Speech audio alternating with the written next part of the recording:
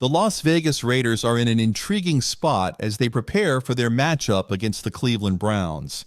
The Browns are a team with potential, boasting some solid players, yet they haven't managed to fully click this season.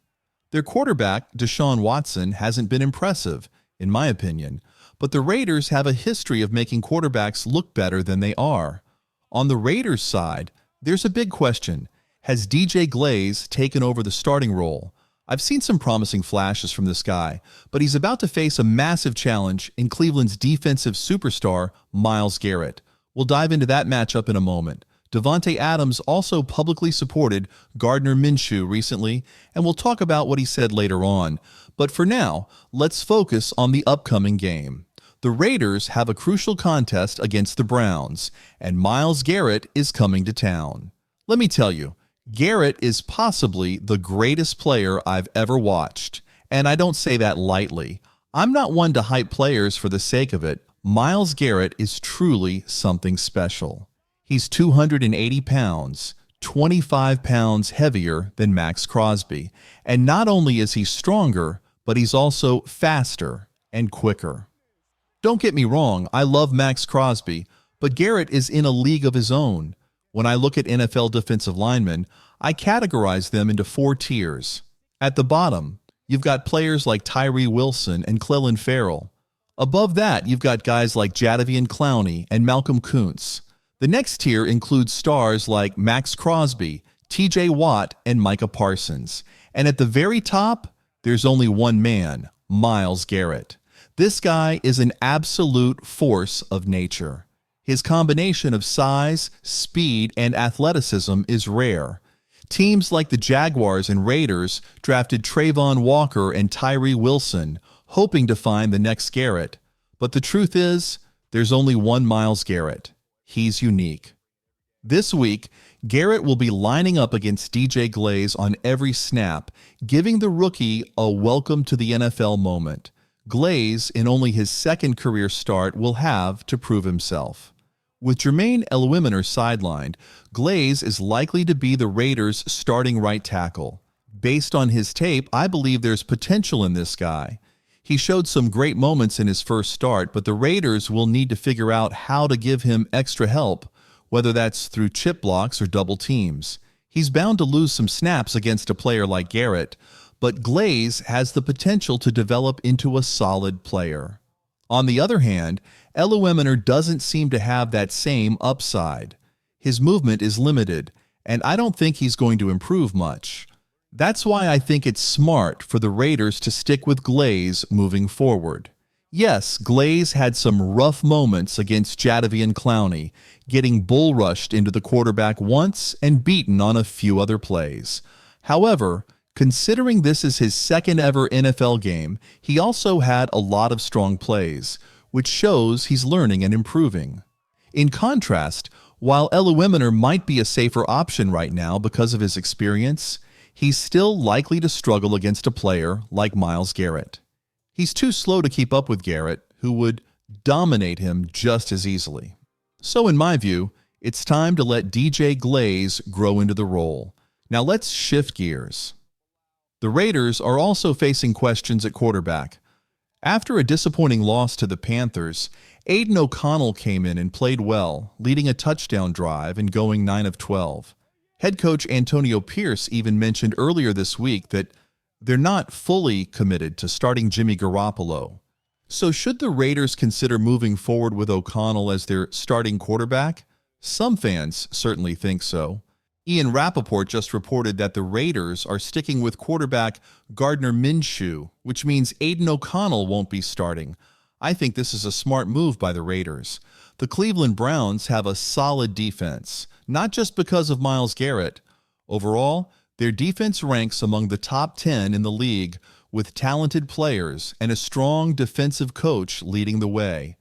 The Raiders need stability at quarterback, and sticking with Minshew makes sense right now.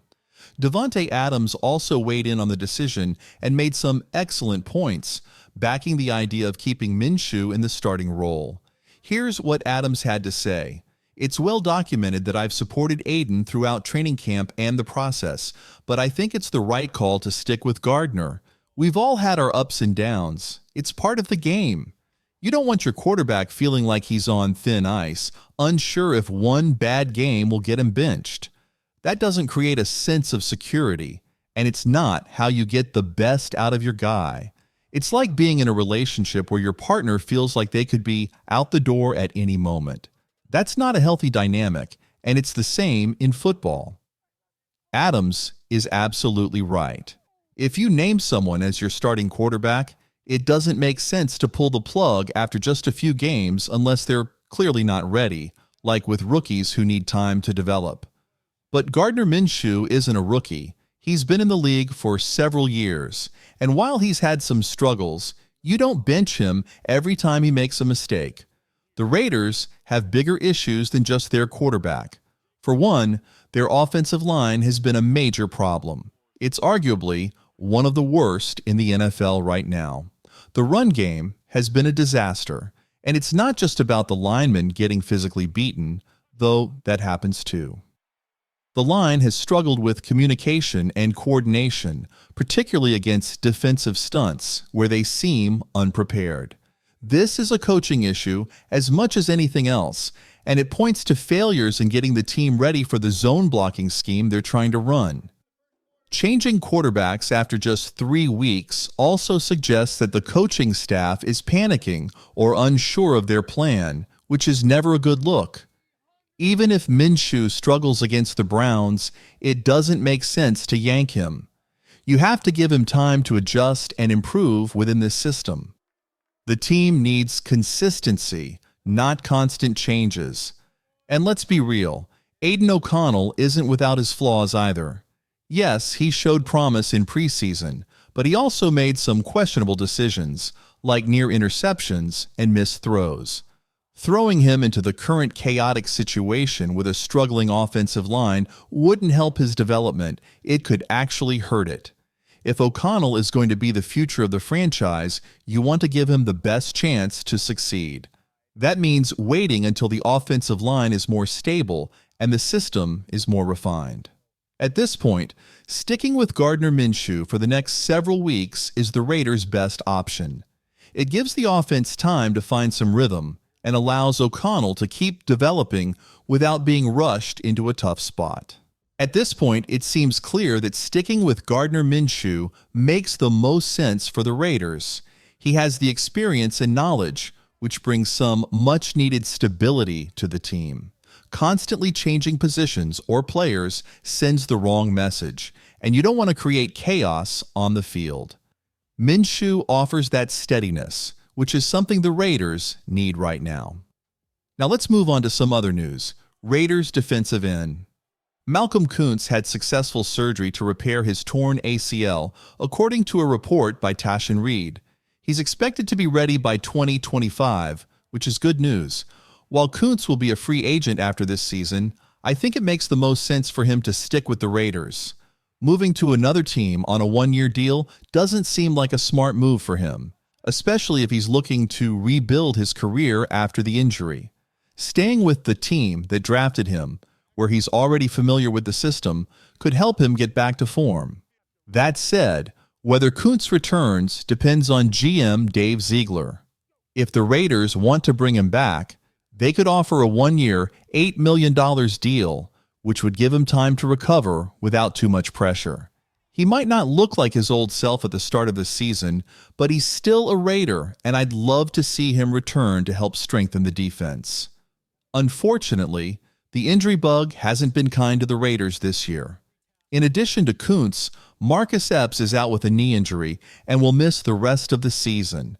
Michael Mayer is also done for the year, and injuries are piling up faster than anyone expected.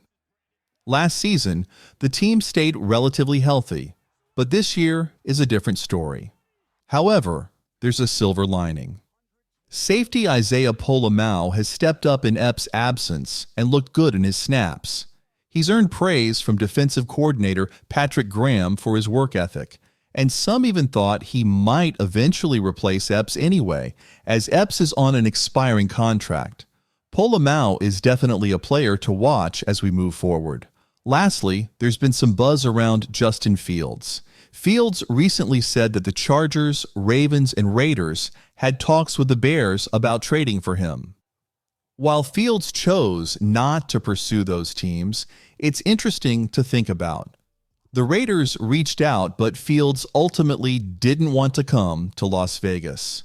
Whether he was referring to Minshew or O'Connell when he said the Raiders already had a quarterback is unclear, but it's clear the Raiders were at least interested. Now, with the benefit of hindsight, I think the Raiders made the right decision not to trade for Fields. While he's having success with the Steelers, it's not like he's lighting up the league as a top 5 quarterback. Luke Getsy, who worked with Fields in Chicago, may be part of the reason Fields struggled there. I've always thought Getsy wasn't the right offensive coordinator for Fields, and it seems like those problems are still affecting the Bears' offense. Looking ahead, if the Raiders want to find their quarterback of the future, it's probably best to see what Aiden O'Connell can do. If that doesn't work out, they should consider drafting a new quarterback rather than bringing in a player like Fields. There's a lot happening with the Raiders right now, and it'll be interesting to see how things unfold in the coming weeks. What do you guys think about DJ Glaze's first start? Should the Raiders re-sign Malcolm Kuntz? Let me know your thoughts in the comments below. Don't forget to give a thumbs up and subscribe for more updates. See you next time.